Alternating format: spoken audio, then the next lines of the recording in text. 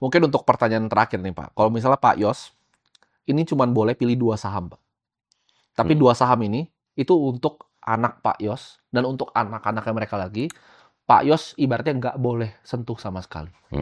Sampai Pak Yos nanti, turunin ke anak-anaknya, Pak Yos nggak boleh sentuh nih, 2 saham ini. Oke. Apa 2 sahamnya Pak? Dan kenapa? Dan Harus sebut nama ya? harus sebut nama soal ini. Tapi ini balik lagi, ini nggak ada hubungan sama portofolio personal Pak Yos dan yang Shalender juga. Ini pertanyaan saya doang. Iya. Pak Yos bakal pilih 2 apa sahamnya? Dan Indonesia?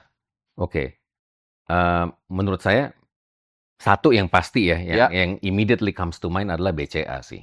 Oke. Ya kan, dan mumpung sekarang harganya lagi koreksi. Ya Murah kan? sekali. Menurut saya, BCA itu kalau saya harus pilih satu saham buat anak saya yang saya nggak perlu pikirin for the next 20 years, ya kan? Mungkin salah satunya BCA menurut saya. Karena kalau kita lihat track recordnya luar biasa gitu loh. Tesisnya apa Pak dengan BCA ini?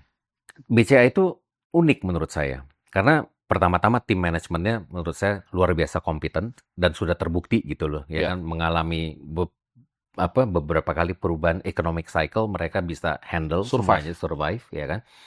BCA adalah satu-satunya bank yang sejak mereka go public di tahun 2000 nggak pernah melakukan rights issue. Jadi tidak pernah ada capital call. Somehow mereka bisa manage dari internal cash flow mereka, ya kan. Dan kalau kita lihat pertumbuhan labanya juga very consistent. Gitu. Sampai sekarang dia masih bertumbuh sendiri nih. Ya kan? Yang lain ada yang turun nih, ada yang stagnan nih. Yang ada stagnan turun ya kan. Itu pun yang stagnan itu udah dikatrol tuh angka rilisnya ya kan. Ada yang udah turun nih. Iya kan, ada yang udah turun ya kan. Tapi BCA is very consistent menurut saya. So definitely one of them would be BCA. Oke, yang kedua Pak? Yang kedua belum kepikir sih. Belum kepikir, jadi cuma satu ya teman dulu deh. Oke.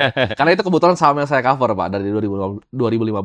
Oh iya. Iya. Oke. Jadi saya cuma punya posisi itu juga di Indonesia. Ya kan kalau kita diemin aja compounding return-nya luar biasa. Very good. Dari dividennya udah hidup dengan sangat nyaman. Betul. Oke, thank you banget Pak Yos atas waktunya. Keren banget. Thank you so much.